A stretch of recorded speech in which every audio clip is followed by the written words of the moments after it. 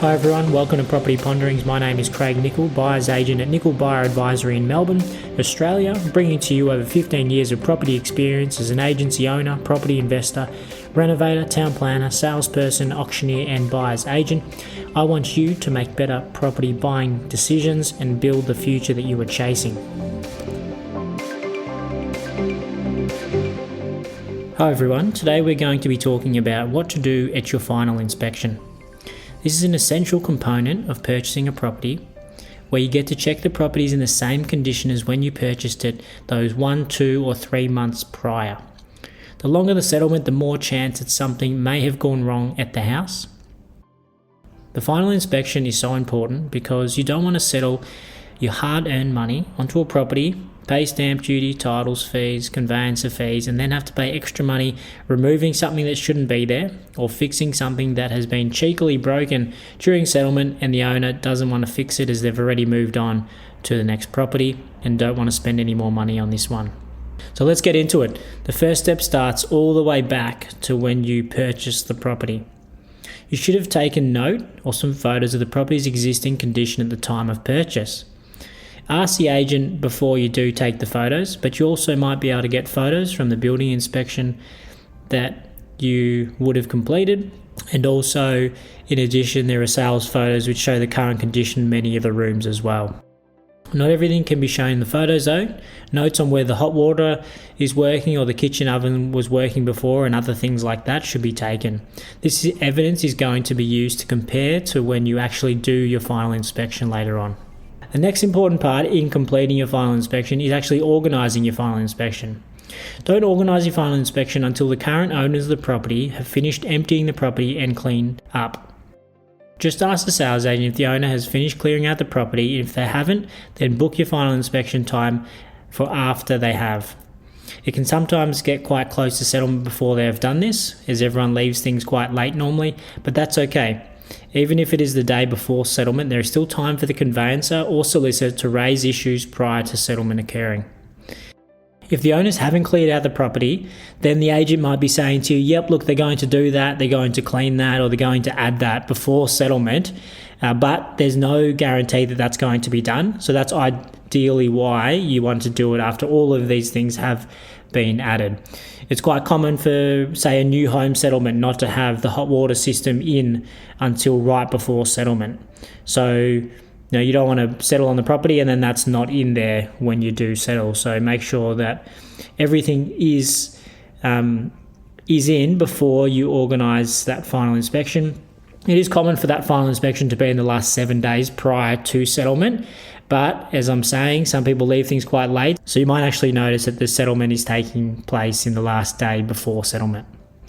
The other thing to ask the sales agent at this stage is for the owners to leave the power and the gas on so that you can check the appliances. Again, that gets more difficult as time gets closer to settlement, but try and push for this as it will give you a better chance to make sure that everything's working. All right, thirdly, when you do go to do your final inspection, what to do?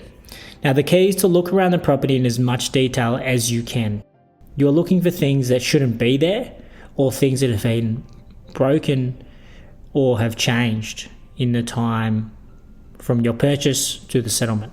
Of course, you're purchasing the property as inspected on the day of purchase as per the contract normally, so it should be in that same state, barring any fair wear and tear.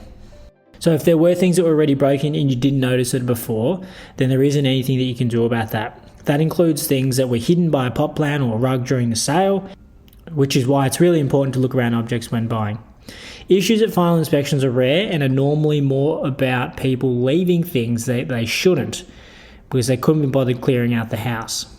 Large amounts of old junk built up under the garage or shed, in the ceiling attics and under the house, and really common for debris from old renovations just to be shoved under there, which is now your problem.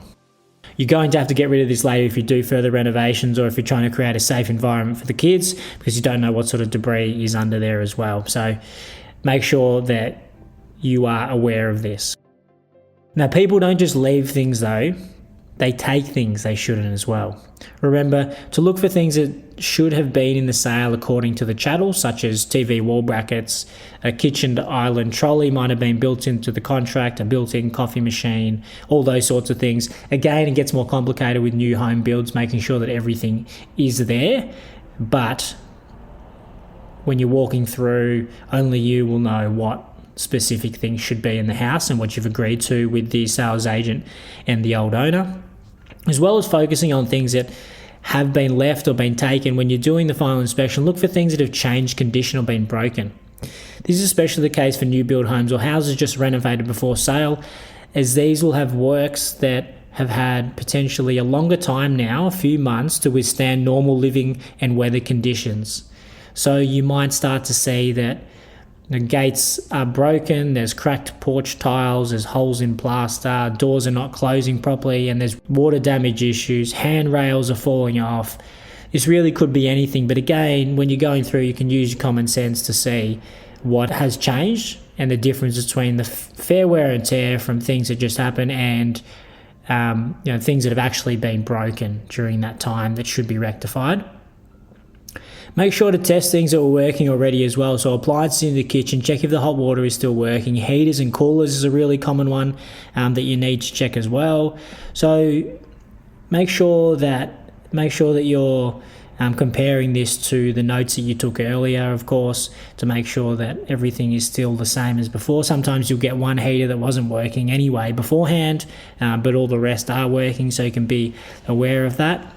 Or there's nothing worse than getting into a house, especially in winter, and it's freezing, and the air conditioning, heating isn't working properly. So you're in a freezing house, and you need to get an electrician called out to fix that, and that's going to be an added bill as well. So covering off on this before settlement is just going to save a little bit of pain later on, and it does take a little bit more effort, but yeah, that pain saving factor will be worth it.